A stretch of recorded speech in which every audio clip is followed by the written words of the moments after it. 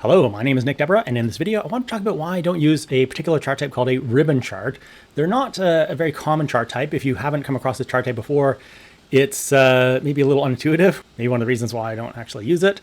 And you can kind of imagine it sort of as a stacked bar chart, but where for each period of time, in this case each month, the segments in each stack are kind of rearranged so that the largest segment is always kind of on top and the smallest segment is always on the bottom. And so in theory, the idea here is that it can show changes in both quantity, in this case, monthly revenue for each region over time, and also show how the rank changed over time. And so, we can see, for example, that the South here, the green band, started off in last place, ended up kind of in first place. And so the idea here is, of course, you would use the chart type when you need to say things about quantity, right? Like, for example, in December, total monthly revenue dipped below 500K, and also about rank, right? Central region dropped to last place, for example.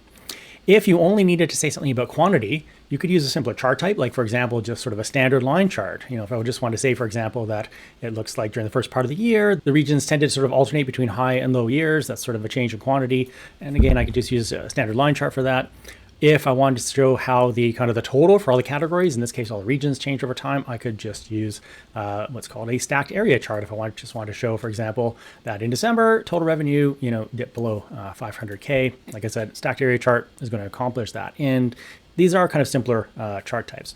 If I wanted to say something only about how the ranks of the regions change over time, I could use something called a bumps chart. And so I'd be able to communicate, for example, that here for the central region, it started out in first place, ended up in last place. If that was kind of my main insight here, then I could use a chart type like this. Now, of course, what makes these ribbon charts kind of clever is that they combine essentially, a stacked area chart with a bumps chart into a single chart. And so good idea in theory, but in practice, in my experience anyways, people tend to get a bit sort of cognitively overwhelmed by a chart like this. There's just kind of a lot going on. There's a lot of variables that are all kind of changing simultaneously. And so in these situations, what I'll typically do is actually just use kind of a combination chart like this instead. If I need to say things about how, for example, the quantities change over time, I have this much simpler kind of line chart up here. And then I can also show how the rank changed over time by having a bumps chart just below it. And notice that the alignment here is really important, right? December lines up with December, January lines up with January. And so at any given time up here, I can easily see what was happening down here. And so to my eye anyways, you can actually see probably most, if not all of the insights that would be clear in a ribbon chart in a kind of a, what I call a merged chart like this, two charts merged together. Or if I wanted to show how the totals change over time, as well as the ranks simultaneously, in December, total monthly revenue dipped below 500K and the central region dropped to last place, I could communicate that again with this sort of two chart solution, which certainly to my eye anyways, is a lot less kind of cognitively demanding. So basically, a ribbon chart is kind of a clever chart type because, like I said, it combines several variables into a single chart, which sounds good in theory, but like I said, I think cognitively overwhelming in practice. And there are simpler alternatives, which can basically be used to communicate all the same insights. And in fact, I actually have the same concern about a couple of other chart types as well. I've made videos in the past about what are called IMHO charts and connected scatter plots.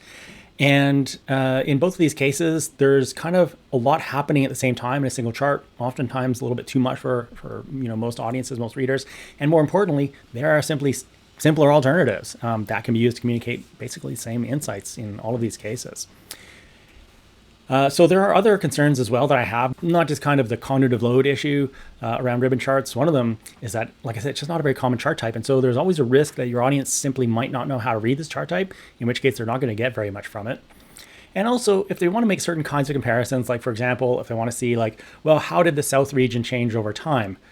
Did it increase over time? Did it decrease over time? Really tricky to get those kinds of insights. Or how did the North compare to the West region? Not easy to do in stacked bars. I can see the North is more than the West, but was it 10% more, 50% more? Kind of tough. Now, I know that some of you are thinking, well, just do this, right? Add all of the number labels in the chart, and then I can see what's happening. But this is actually even more cognitively demanding. And overall, if your chart isn't working very well, I don't think that adding value labels to it is kind of an effective way to solve it. I have a whole article about this. I'll put a link in the comments associated with this video. There's another issue as well with these ribbon charts is that if the categories basically change rank more frequently, you end up with what I very technically call a spaghetti chart. Probably I would challenge anyone to really kind of make any sense of this to get any meaningful insights from it. So it is a little bit limited kind of in that way as well. Now, I know from past experience that when I talk about basically avoiding chart types altogether, some people get annoyed with me. They tend to push back and say, well, every chart type has situations in which it's the best choice, but I don't really understand why that would be the case. I don't see any particular reason for that. Again, I have a whole article about this. I'll leave a link in the comments associated with this video. And in fact, there are actually about a dozen chart types that I don't recommend for your everyday kind of reporting, business presentations and reports. If you want to know more about these chart types, I do discuss them in my Practical Charts on Demand course, which is now available. 6.5 hours of video and 42 lessons for a reasonable price, less expensive than my private and public live workshops. And if you use the coupon code ribbon-01 when you register, you can get 25% off. All this information can be found on my website, practicalreporting.com. Thanks very much for watching.